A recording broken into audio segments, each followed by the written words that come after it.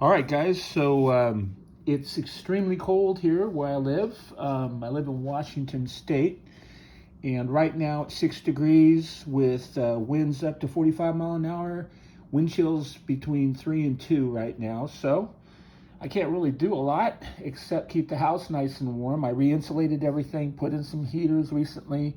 So things are really nice in the house. It's like 64, 65 degrees in the house right now. So it's actually colder outside than it is in my freezer. That's pretty sobering, huh? Well, anyway, we don't know how long this cold spell is going to last. I think a couple of days. We'll see what happens. So here's the next thing I'm working on. I'm working on the hinge for the knee.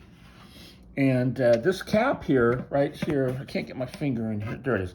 This cap here actually goes on top of that ball right there. So it actually sits on top of that ball. And I'm using for the hinges, I'm using clevis pins and cotter pins. So I'm holding this up in the air, and you can see how the hinge moves. Look at this. See how nice and smooth that hinge is? So as I'm sanding, which I'm doing right now because there's nothing else to do in the house, it'll be really nice and smooth. I mean, it's going to be super smooth. So there won't, see that? Look at that. That's just hanging in the air. So that's working really good. Let me show you the cotter pin thing that I'm doing here. All right, so you'll see that these are clevis pins right there. That's a clevis pin. Clevis pin looks like this. Let me get another one of these out of here. This is a clevis pin. All right, and see the hole at the end? That's where your cotter pin goes. And this is your cotter pin. Let me get this. Sorry, it's really cold, and I've been cold outside, so I got little sniffles. So this is the cotter pin, and the cotter pin then, will slide into the hole at the end of the clevis pin, and the clevis pin goes in like this. Cotter pin then keeps it from moving, and it looks like this from the inside. So there's your clevis pin, and let's see if I can see it here. There you go. And there's your cotter pin.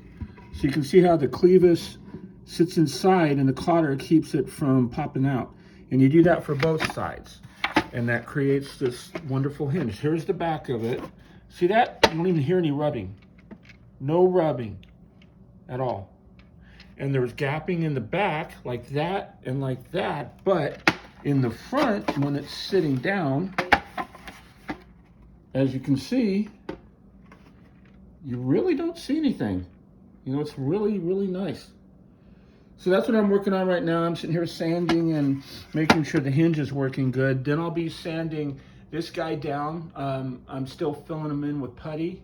And of course, with the temperature the way it is, everything is just setting up slowly.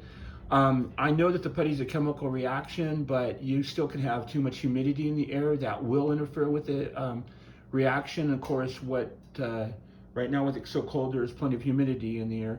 So I'll be sanding that. I'll be sanding the sock. I'll be working on the foot in the next, I would say probably by the end of next week, I should have one side completely done. And then I'll start working on the other one. And we should have these all done. Then I'll be able to do a test fit of my legs into these things to see how I can walk. But with the smoothability of this hinge the way it is, man, it shouldn't be any problem. The only thing that I won't say concerned, but I'm kind of wondering what I'm going to do is going to be the actual side hinge for Robbie, how that'll be mounted. I know it glues onto the body on the side of the waist, but I need to make it be very free like this one is.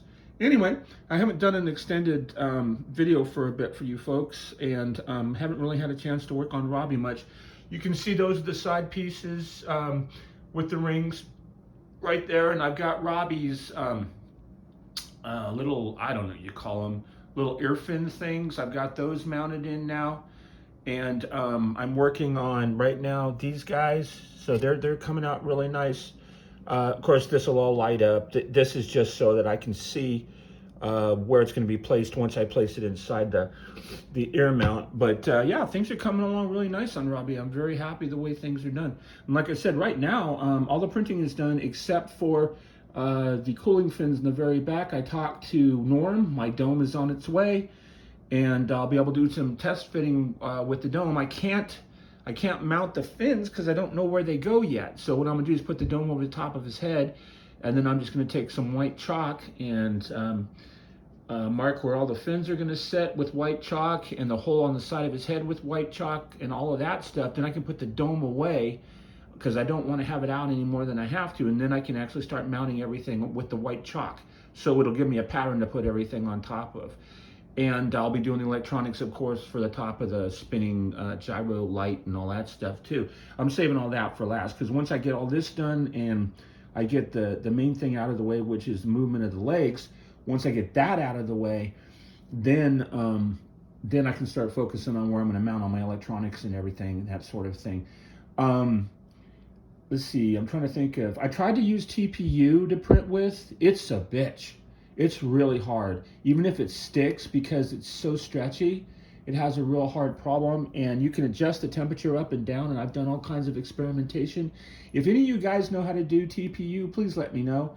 I've got the hands done in PLA already, but I want to do them out of TPU.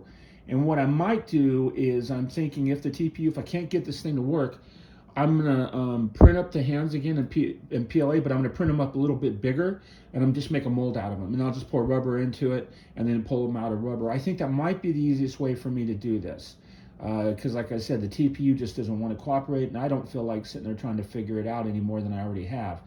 And then somebody asked me about how I'm gonna do the blinking lights and the beamers. I know that Mike's doing it with the real way that they did it, with the rotating switch or the rotating cam with the switch. I'm not doing that. I just built myself a stable multi-vibrating circuit that I'm tapping on both sides, and I've got a pot in there that I can actually adjust the speed of it so that it'll match what's in the movie. I think that's the best I'm gonna do. I'm not really that picky about blinking, blink, blink, blink, blink, blink kind of thing. And then the LEDs for the sex valve rests, I already got those. Those are 10mm whites that I'm going to be using. And I just need to print me up a board to be able to have them sit there and just snap from behind, which I will do. Anyway, I can't think of anything else right now. So this is end of video. Happy printing.